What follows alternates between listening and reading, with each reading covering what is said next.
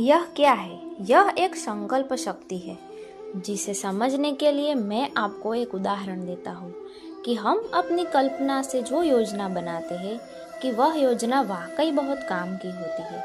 उससे हम बहुत उत्साह से आरंभ करते हैं, लेकिन उस पर थोड़ा सा काम करके हम अचानक उस पर विराम दे देते हैं। ऐसी अनेक आधी अधूरी योजनाएं आपके पास भी होती है जिन्हें अपने पूरे जोर शोर के साथ आरंभ तो किया, लेकिन उसे उसके परिणाम तक नहीं पहुंचा पाए और पूरी कल्पना, पूरी योजना एक नाकाम सोच के रूप में सामने आती है।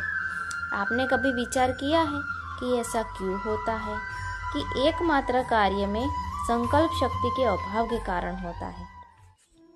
यह कार्य आरंभ करते समय अपनी संकल्प शक्ति पर विचार नहीं करते, भावुकता के साथ काम का आरंभ कर लेते हैं, लेकिन उसको निरंतर संचालित करने की क्षमता पर विचार नहीं करते। यही नहीं, हम उस काम में अपनी रुचि, दक्षता और कौशल्य पर भी विचार नहीं करते।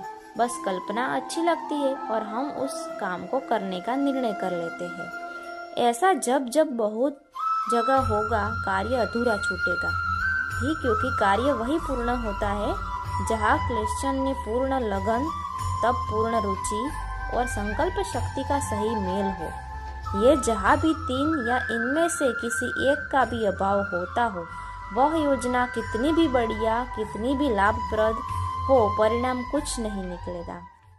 ठीक वैसे ही जैसे किसी रोग को दूर करने के लिए सही पर है इस उचित आराम और सही दवाइयों की आवश्यकता होती है।